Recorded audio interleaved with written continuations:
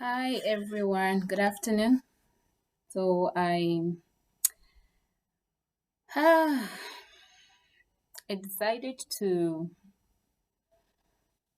respond to an impression that has been upon me. Um, the past few days have been days that I've utilized to pray because I felt uh, I felt I needed to pray for my children. I have three boys. Um, Three beautiful boys. So I felt I needed to just pray because of certain things that I felt I needed to address. There are things that God had revealed to me, um, and it's like there was a confirmation.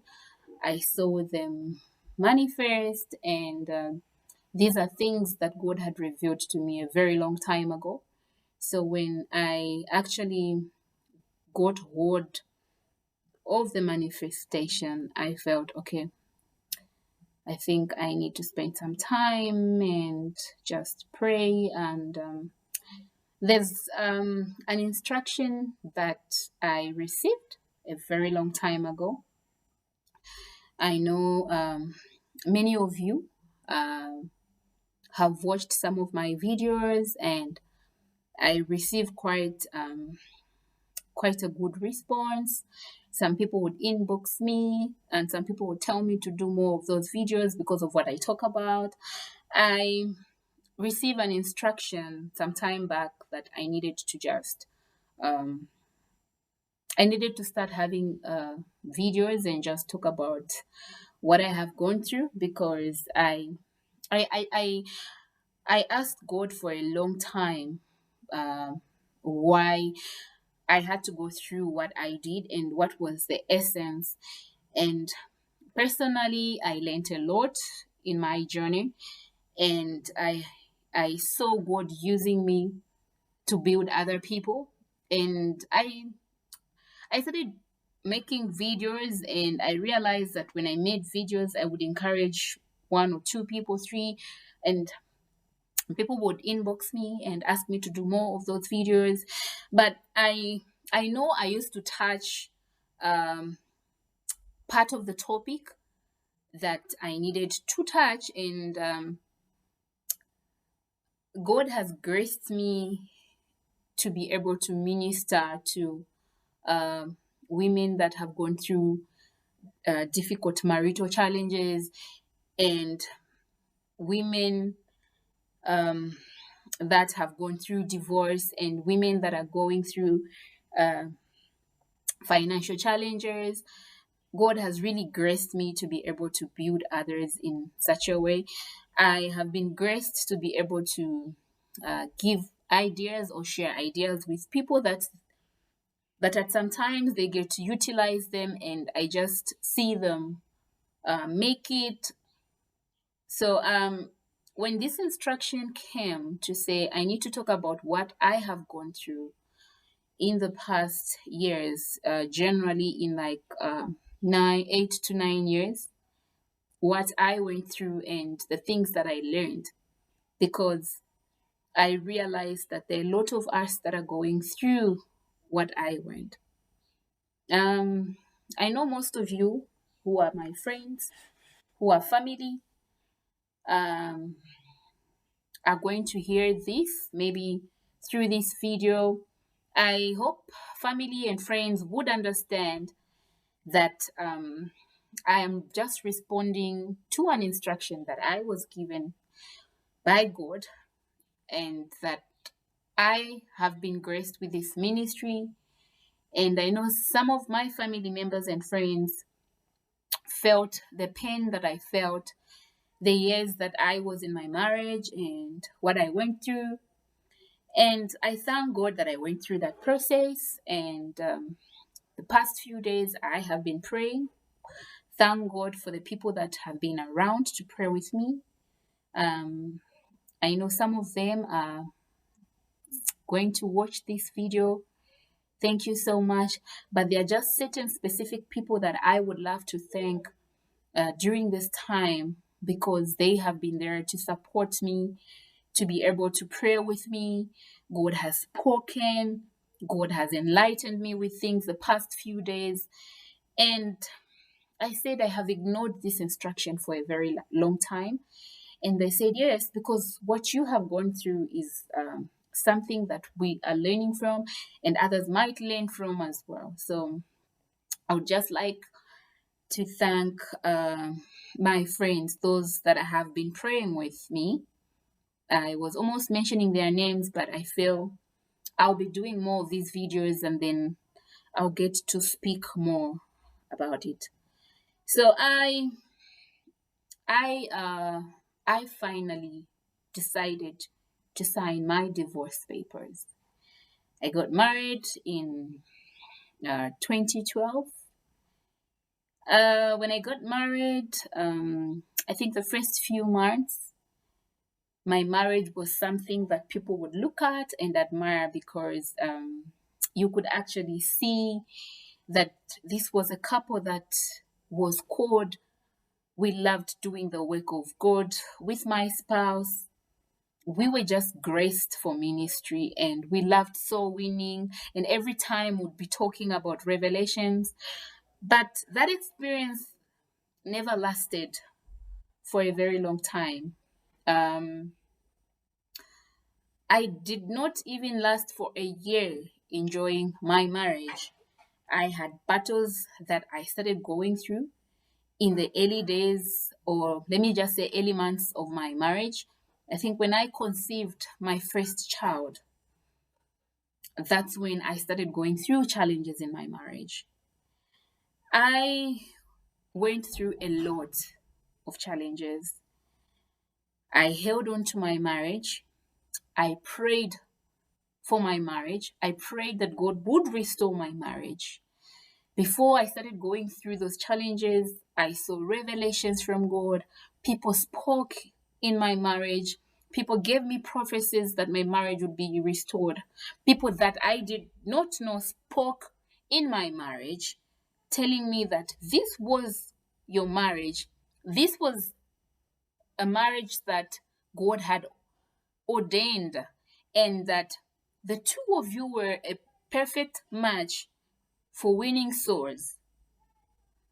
I would love to thank my ex-husband for helping me build my faith, because when I met him, I met him at a point when I said I really need to put my life in order, and I need to make a decision of who I am, and really I wanted to save God. But when he came in my life, there was a turnaround. He was like the point at which most of my family members received Christ. And I would love to thank him for that. But as we had these challenges in my marriage, I held on for a very long time. Literally, I was only married on paper. I know I have 3 children. Um, it it was it was a process. It was a process that made me cry for so many years, and it was a process that edified me. I held on to my marriage believing that God would restore my marriage, because I had dreams um, confirming that those were battles that I needed to kneel down and pray for. I think those that were there when I started going through challenges would attest to me, would attest to say the reasons that were put for me being rejected, and for me being deserted, were not substantial. They were not reasons that one would use to leave their wife. You know, we had several meetings. I would personally tell you that till date, I really do not have a reason that I can really point at and say this is biblically justified to leave someone, because there was a time that I literally begged my spouse and asked him to forgive me if at all there were things that I did, because I knew that being together would really be a blessing to so many people, because we loved to do the work of God. We loved to preach, we loved to help. But that never lasted. You know, when I was going through these marital battles, I thank God for the people that came in my life. I thank God for Gogon Pande, may her soul rest in peace. I thank God for Bishop Duro. I thank God for um, Bishop Ngoleka. I had so many ministers that ministered to me. I thank God for Mrs. Vusi. I thank God for so many people that stood with me. I thank God for Pastor Sam's wife. It was a time when I I I grew. It was a period when I studied the word of God. It was a period when God spoke to me in a different way.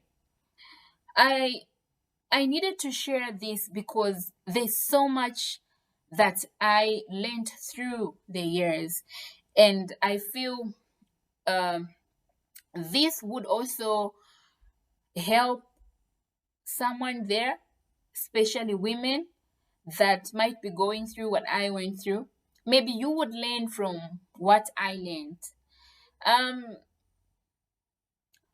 I had my part, my part of share in my own mistakes that I made. You know, when two people are married, when there are battles, sometimes there's how you respond, and I think what I kept within me for a very, very long time was bitterness. I was bitter for the pain that I went through. I was going through pain. But at that particular time, you know, I was bitter and I didn't realize that I was bitter. Why was I bitter? Because I held on, I held on to a man that had moved on a very long time ago. I held on to a man that had stopped loving me for a very long time. People laughed at how I was holding on to my marriage. I had some of you who are my friends. Maybe maybe you will have an opportunity to watch this video. Some of you who were my friends laughed at me. Some of you who are my family members laughed at me because I held on to my marriage. And the reason I held on to my marriage is because I knew that before I got married, God spoke in my life through different people to just confirm that this is the man that I want you to be with. The time that I had met my ex-husband was a time that I had to choose. You know, there were like one or two men that I needed to choose from. And amongst those, he was not really the one that I had prioritized at that particular time. But it took people that I did not know to even minister to me and tell me, this is the man that God is saying that you need to be with. And these were prophecies that came even by people that did not know that there was this particular man. And I personally also had a dream that confirmed that truly God had spoken that I needed to be with this person. So the years that I held on to my marriage were very painful because I prayed. I believed in God. I had faith. And at that particular time, when I believed in God, when I had faith, I had so much pain in my heart. I had so much bitterness. And I didn't realize that. But because I was reading the Word of God. I spent so much time praying to God. I saw my prophetic gifting. I saw my prophetic gifting just elevating. I saw my spiritual life going to a different level. I received revelations very easily.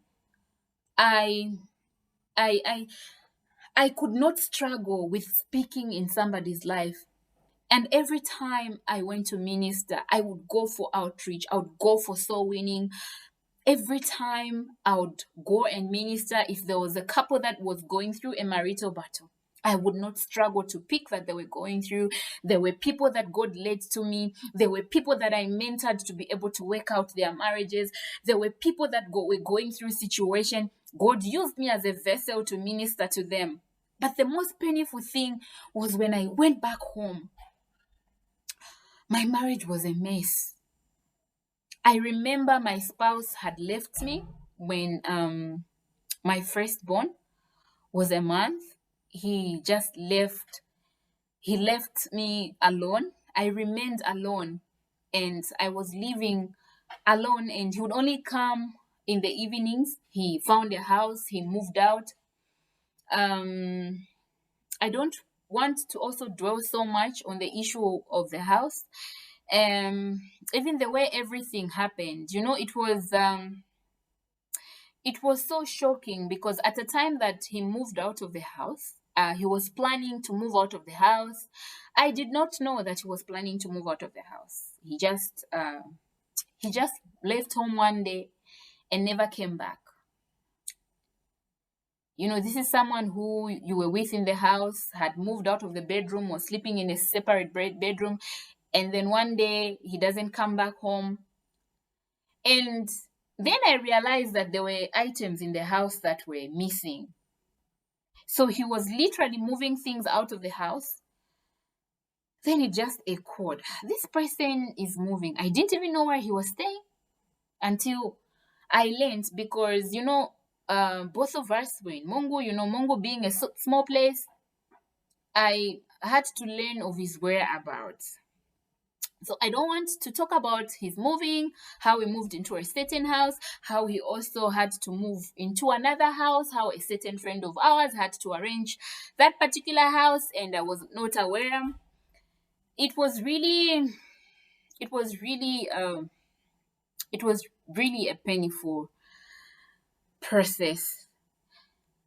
I I was led to talk about what I went through, and just to make people realize that, sometimes when we hold on to something that is not working out, we tend to yield bitterness in our hearts.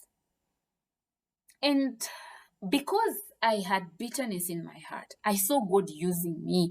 I saw God ministering through me. I would have revelations. I would discern. When I'm praying, God would tell me things. He would show me so many things. But I began seeing certain doors in my life close up. I was now in a period where my finances just closed up. I was coming from a background where I never struggled to get jobs. I would move from one job to the other one. I would be called for interviews.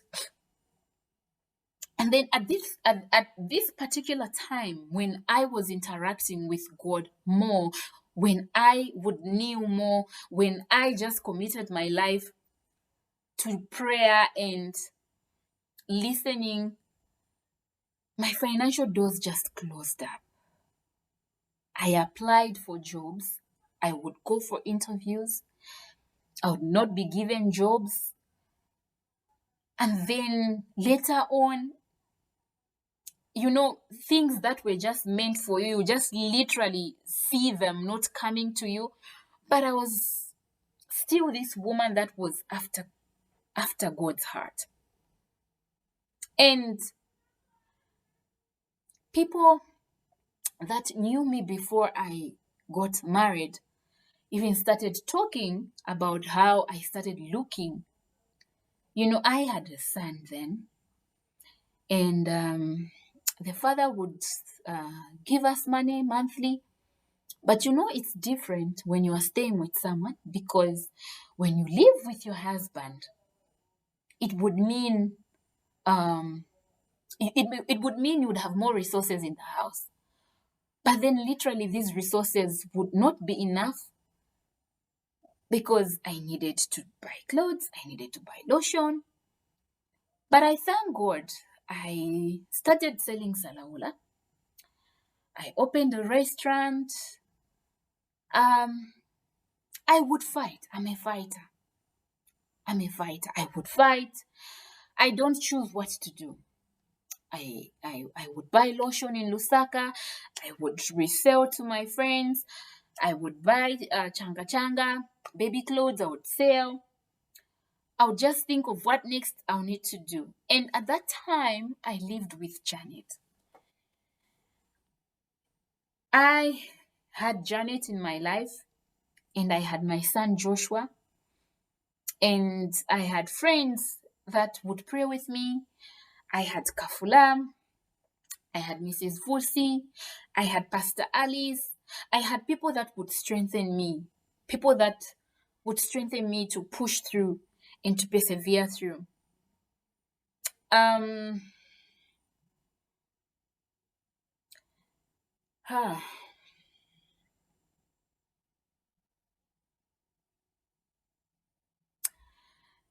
marital battles are very painful. When you are married and you start going through rejection, and when you start perusing through and trying to ask God, what is it that I did that someone that loved me so much would hate me this much? What is it that is not forgivable? And the most painful thing was that we were both believers, and when God would minister to me about forgiveness in marriage, when God would minister to me about tolerance and about how each one of us should be tolerant so that a marriage works out. The most painful part is where you listen to someone preach very beautiful things, and you listen to them, but you don't receive those things from them. You see them mend others, you see them pray for other broken homes, you see them talk about loving their husbands, you see them talking about loving their wives, but you are there, you are their wife, you are their husband, and you're not receiving what they're talking about. What I'm talking about is something that others might be offended, or that others will be offended that I have decided to actually do this. And this is an instruction that I have been given. This is an instruction that God gave me a very long time ago, but I have been ignoring it. But I think some of you could tell from what I would post. And I think one time on my WhatsApp status, I just came out and said, guys, I'm not married anymore. I am divorced, because people knew what was happening. People knew what I was going through. People were mocking me. Others were encouraging me. Others were strengthening me. And sometimes, actually, people who were actually strengthening me are the ones who would laugh at me. I went through a period that I learned a lot about what people are, and how leaders in our churches operate and the like. I was at a point where I really needed people to sit us down and just make my friend realize to say, marriage needs to work out, and that you just don't decide to wake up one day and say, I'm not going to be with this woman because I want her to change. Oh, you want her to change? What has she done? You give reasons and people cannot even understand those reasons. Those that were there, those that sat us down, would attest with me that the reasons that were there for my marriage not to work were not justifiable reasons. And that is the most painful thing that I experienced, because I was in the forefront preaching about how beautiful marriage is, preaching to others about how they should value their spouses, about how they should strive to mend their marriages, but my own was a mess. And it was during these years that, God just gave me the grace to be able to talk to a number of pastors' wives. I just want to say this because I know that maybe all of you or most of you are members of some churches. Pastors' wives go through a lot. Pastors' wives, I'm not saying all pastors' wives, but the ones that I interacted with, I would safely say 90% go through a lot of tormentation.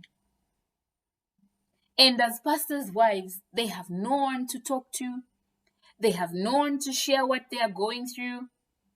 And they will just be there, dying inside because they are afraid. If I tell people that this is what I'm going through, what are they going to think? The church will fall. Maybe people will just decide to become to join in abusing their spouses, because they'll feel, okay, what pastor's wife is doing to pastor, what the husband is doing to the wife is this, or if he can do it, we can do it.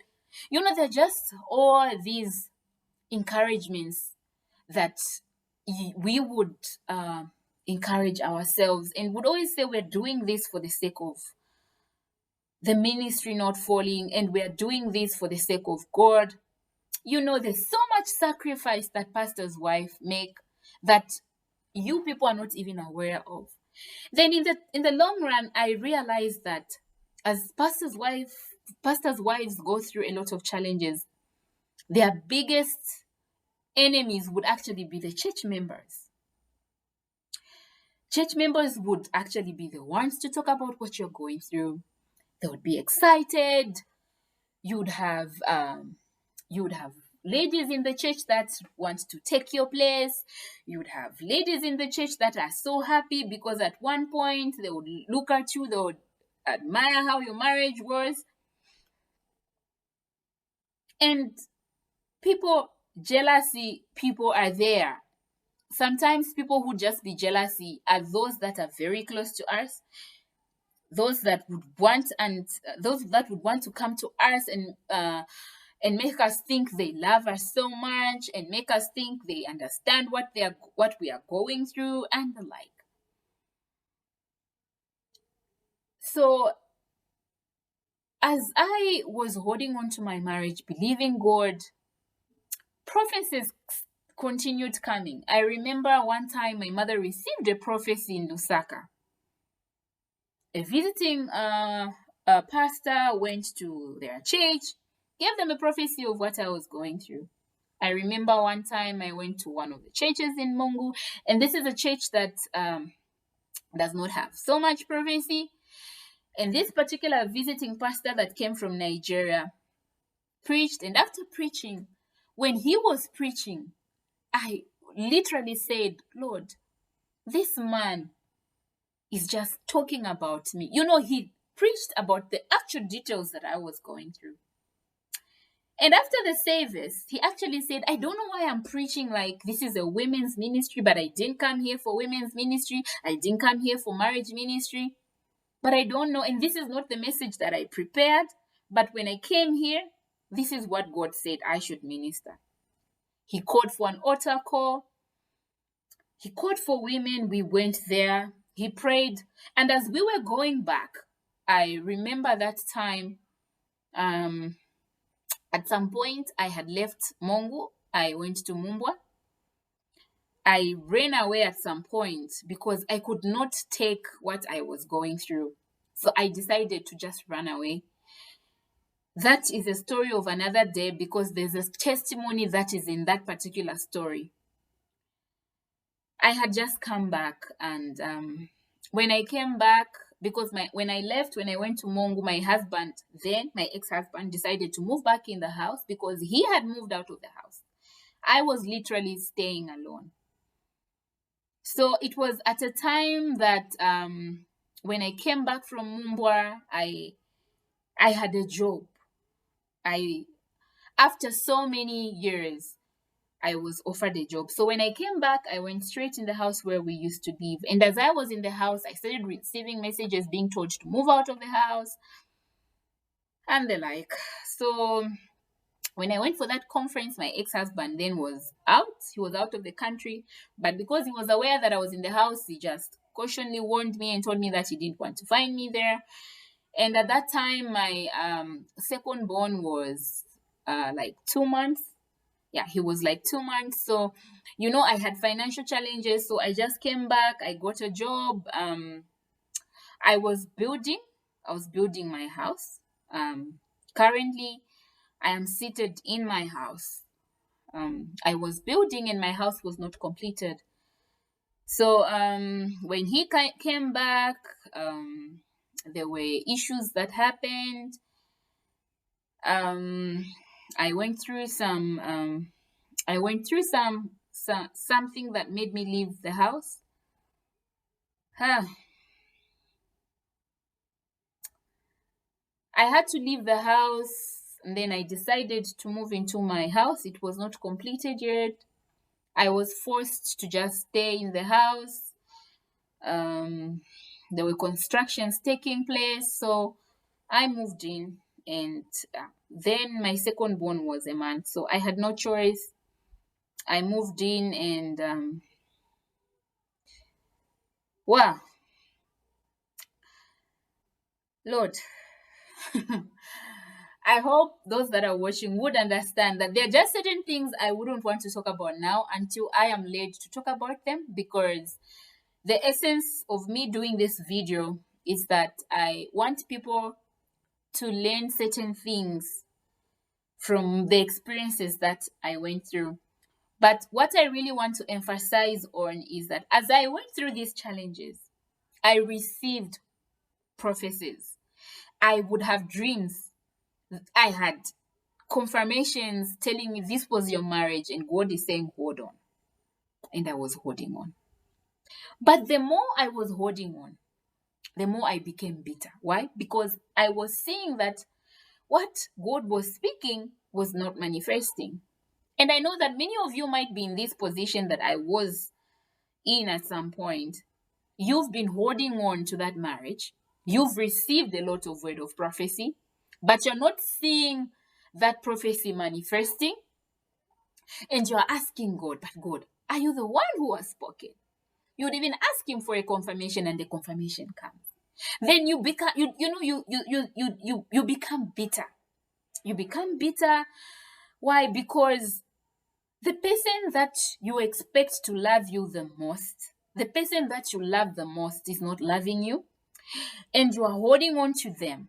And then what would happen is that because I was going through rejection, when you are expecting someone to show you love and they are rejecting you, when you are receiving abuse, you also tend to become abusive.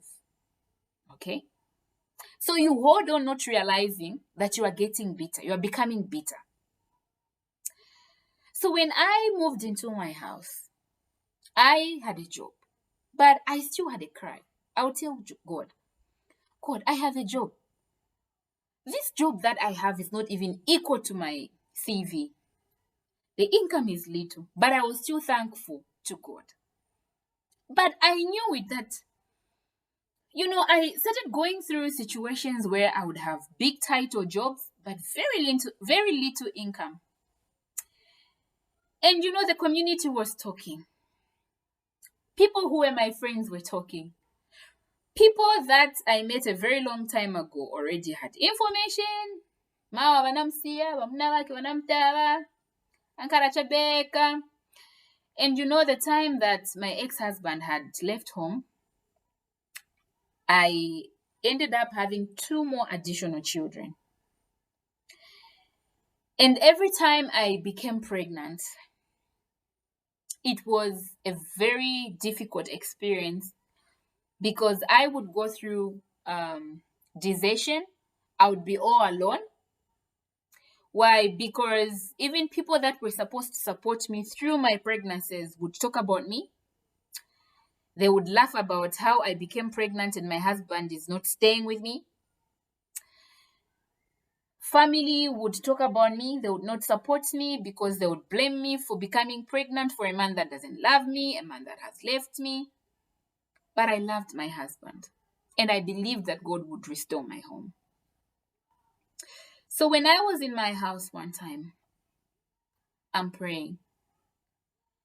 I was so faithful to my marriage. So one time I'm praying, then I wake up one morning, I have this revelation, and God started showing me what was happening. There were things I would see because I would ask God, what is happening? Why are things like this? Why does this man hate me so much? What have I done? What is really happening that he doesn't love me anymore? So one time I just wake up and I started praying. I was in this house. It was not done yet. And I had my altar here. Though, like just there, this is where I would pray from. But there's a closet now that is there. So I woke up one morning and I knelt down and I started praying. And God started telling me, you know what, Mawar? I have been using you. You've been asking me why it has been so difficult for you to get a job. You've been asking me why certain things just miss you with an inch. And yet, I have used you to minister in other people's lives. I've used you to speak in people's lives. You've prophesied. And whatever you've spoken in their lives would come to pass. And God told me, my daughter, you are bitter. Then I realized that I was bitter. Why? Why was I bitter? I was holding on to a man that had moved on a very long time ago. I held on to a man that mentally moved out of the marriage like 8 years ago. And all these years, I was faithful to my marriage. I believed that God would restore us. But because God was not restoring my marriage, I became bitter. I was bitter with him. I was bitter with every person that had mocked me, that had contributed to the falling of my marriage. And God said, Mawa, you need to let go of the bitterness. Then I learned that even if I was bitter, God continued using me. Even if I was bitter, I flowed in the prophetic. God used me to heal others. I was a vessel. I was there. I was ministering. I won souls. I'll tell you that when I came to my house as a bitter woman, I would go for soul winning and I would harvest. I would harvest. I would preach Jesus and people would give their lives to Christ. And I did not know that I was yielding bitterness. What is it that I used to do? What is it that would express the bitterness that I was going through? Every day I would cry. I would cry. I would tell God how much this man was hurting me. I would ask God why my children were going through what they were going through, because I did not want my children to live in a home where they were not living with both their parents. I became a single mother. I was wearing a ring without a man in the house. I was holding on. I loved my husband who had moved on a very long time ago. I would cry every day. I would cry. I would pray for my marriage to be restored. No, though, nothing. No manifestation at all. The only thing I would have were my beautiful children.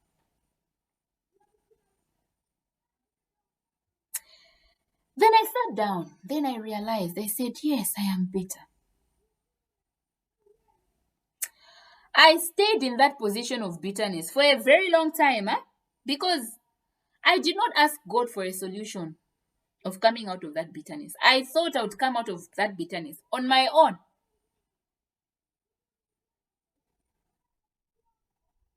I was reading the Word of God. I was praying. Very powerful vessel. This woman, this one. Me. I can proudly say that. Why? Who has raised me? God. Not I have not raised myself. God raised me in a certain way. And every time I would stand and preach with revelation, when I preach about women's ministry, when I preach about marriage reconciliation, when I preach about marriage in the eyes of God, oh, people would get healed. People would reach out. I would pray with people. Homes would be restored. When I preached about empowerment, when I mentor a person, when I sit with someone and begin to do something for them, it would go through. When I write projects for others, they would go through. Let me write my own. Something will come up. It will not go through. But when I begin to do something for someone, it will work out.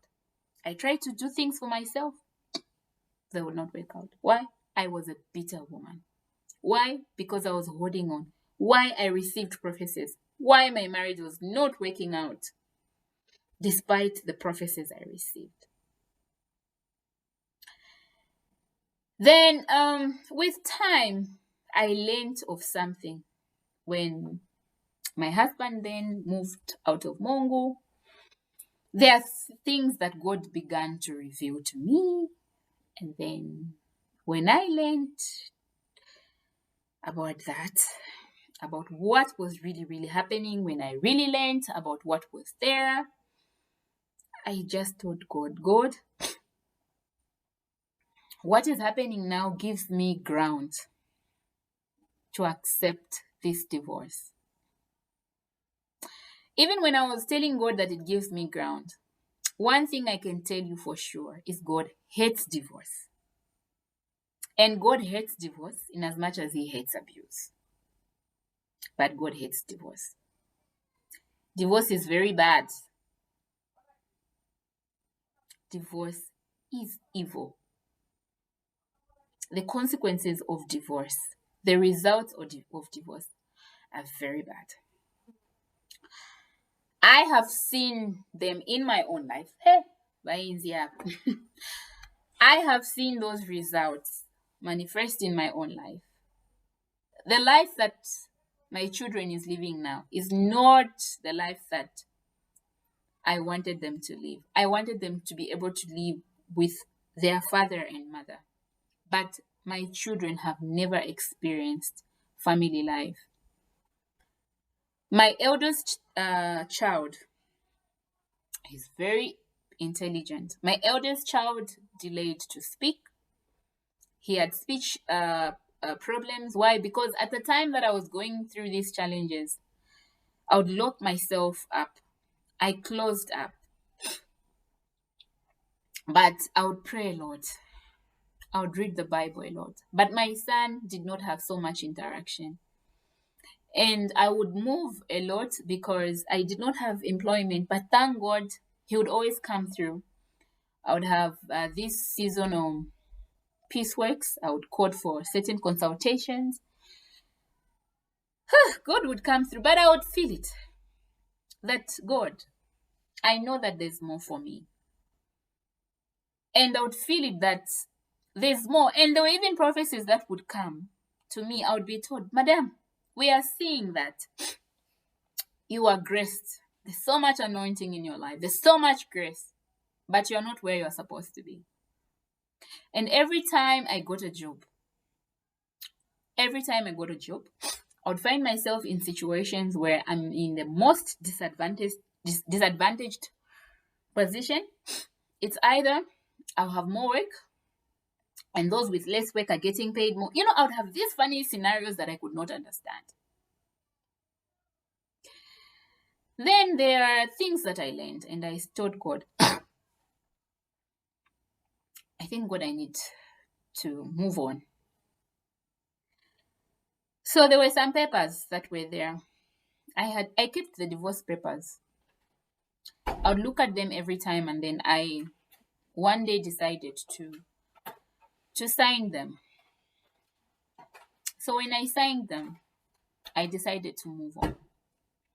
So when I moved on, I let go of loving this person that had already moved out of the house and had moved on. They had a new life and they had a new somebody. So I decided to move on. When I moved on, I started dating as well.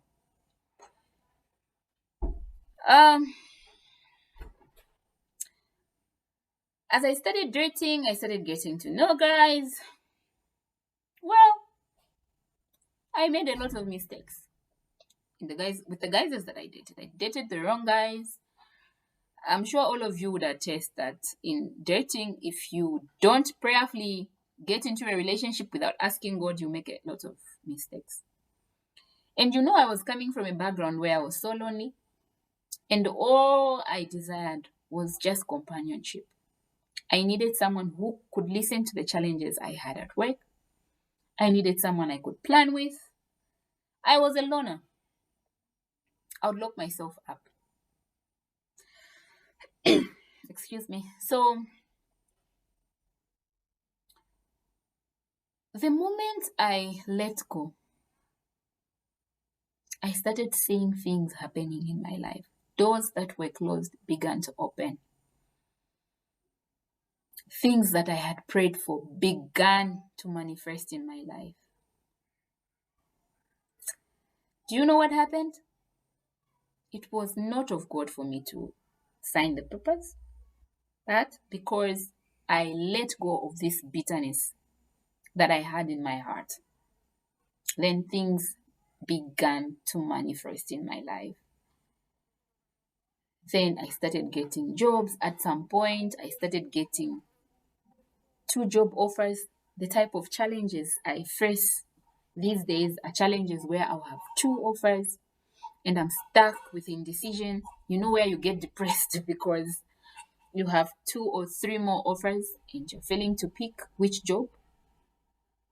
Those are the types of challenges I started having after I decided to let go. So with time, I asked God, but why is it that every time you revealed to me that was my marriage and I should hold on? And I got an answer. Yes, Mama, that was your marriage. And I wanted you to hold on. But there was a time I started praying to God that, Lord, I'm tired. I can't take it anymore. And I would go back to scripture and say, God, if Christ was tired on the cross, what about me? If Christ would say, take this cup away from me, what about me? I'm just a human being. If Christ would be tempted, what about me? Because I was going through those similar situations. I needed a friend and I did not have one. I was married on paper, but I did not have a spouse in the house. I lived alone. I only lived with my spouse, I think, for about 6 months in marriage, and then he moved out, and he would only come and see his son in the evening. I never had that fellowship with him. I was still all alone. Every time he came to see our son, every time he would walk out of that door, I would feel pain. I would cry. You know how painful it is to be married and to see your husband coming to see his son and just walk out of the house. And you get to see him the following day in the evenings. And you are holding on to this marriage. And you are praying to God. And you are wearing your ring. And you are faithful. And you are just a human being and you have feelings. So I just wanted to share this, but I know the part that God wanted me to stress more. And I'm still talking. I'm not yet done. So, then God ministered to me and said, "This is your marriage, yes. And yes, I'm the one that told you to hold on. And as you held on, you learned a lot of things. You grew. You spent a lot of time with me. And my will is that you guys be restored." He told me one thing: I don't impose myself on my children. I have given you a free will. Then took me back to the book of Genesis, to when Adam and Eve ate the forbidden fruit. The will of God was not that Adam and Eve should eat that forbidden fruit. Do you think God could have failed to stop them from eating the forbidden fruit? He was going to stop them. But they made that decision on their own. And he was watching, was seeing everything. And today, we find ourselves in this world with so many challenges because of the mistakes that Adam and Eve made. But we thank you, Lord Jesus, for dying for us because you fulfilled the law. And by receiving you and by confessing you, we are more than conquerors and we overcome. Christ fulfilled, and through him and with him, we have overcome. Then God began to minister to me to say, when we are doing things that we are not supposed to be doing, he speaks to us, but the decision remains mine. I have to make that decision to either listen to what God is saying or to go or run with what I want to do.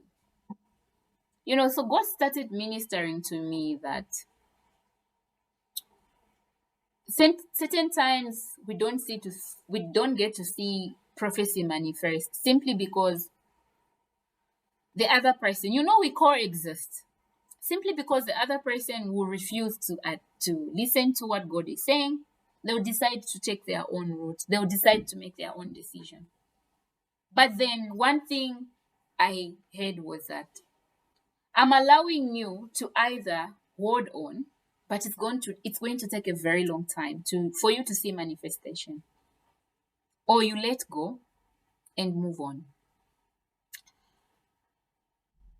I preached against divorce. I hate divorce. I hate it with all my heart. And I'll still preach against it. It's bad. So if you're listening to me and you're planning to divorce your husband or your wife because of your own selfish reason, don't do it. Don't make that mistake. If there are issues you have, work them out. There's no issue that cannot be sorted out. And in all these years that I went through challenges, I realized that as women, we are the ones that break each other instead of building each other. Women who were supposed to speak for me, women that were supposed to stand for me, because they are women as well, because they go through challenges that others go through. Those women would be in the forefront to tell your spouse to leave you, to tell your spouse that you're not a good woman, you're not a good wife, and encourage them to start dating someone else. I know some of you are listening to me, and I know some of you, but I love you. Nimiko ndani yolo mwenze kunikamba. My ex-husband is a great father. He is a good dad. He loves his children. I do not want to say things that I did not see. The times I was pregnant, I was alone. He was not there. But every time I gave birth, and he came and he noticed that, oh yeah, this child is mine. They look like me.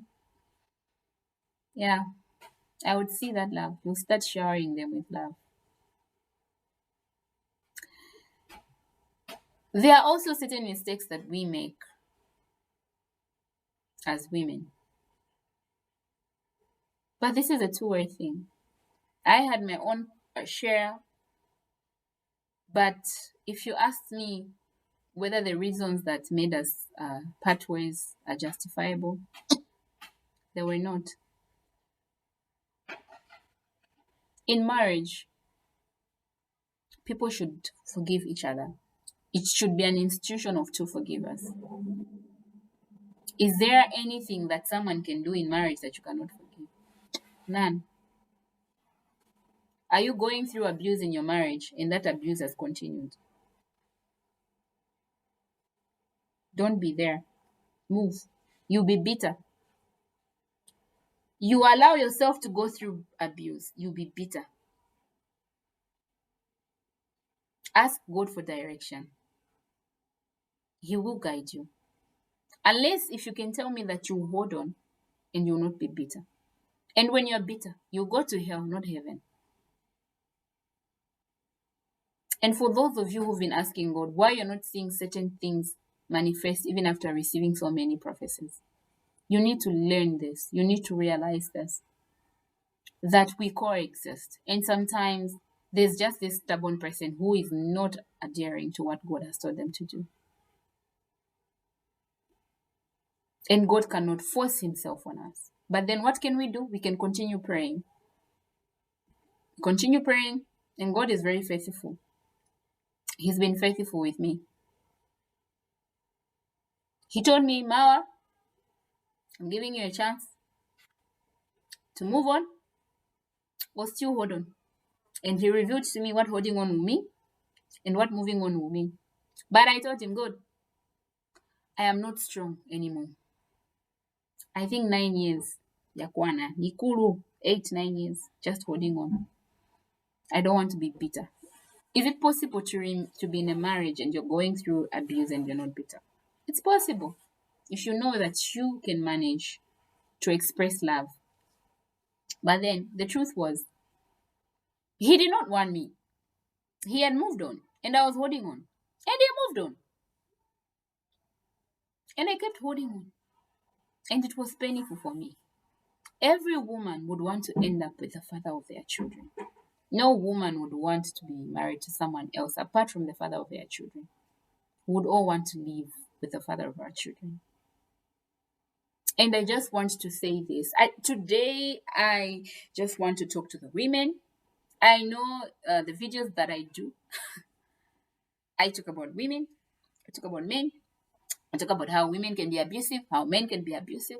But today, I just want to focus on this particular topic, on the challenges that we go through as women, because I went through similar challenges. Women, when a man proposes to you, if that man is separated, akabwera kuri iwe, and you realize that their wife still wants them back, what are you supposed to do as a child of God? Start encouraging them to go back to their wives. Tell them to go back. If the man is divorced and they come to you and you learn that their wife wants to come back, what do? Encourage them to go back. Tell them to love their wives and pump sense in them. Why am I saying so? I learned a lot. I learned that a marital covenant is a very powerful altar. I learned that a marital altar speaks for itself and before God. No wonder God hates divorce. No wonder divorce has been stipulated in the Bible that it is hated by God. And yet God hates every sin. But for divorce, a marital covenant is very powerful. So you meet someone and they want to be with you, and you realize that their spouse wants to come back. Start ministering to them. That has happened to me. A man comes and they've divorced their wife, they've separated with their wife. I start asking them to go back. I start ministering to them. And that has worked. And for some people, I even peep. I see their status, they post, and I'm like, good. Things are working out. They are all lovey-dovey. Let's be such women who listen to the word of God and do what God has asked us to do.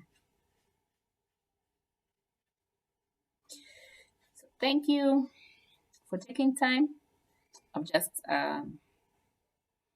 I've decided to do what I was being led to do, and I'm going to be doing more of these videos because my story does not end here. I have a lot to talk about. I have a lot to talk about, a lot to encourage others with, and a lot of soul winning to do.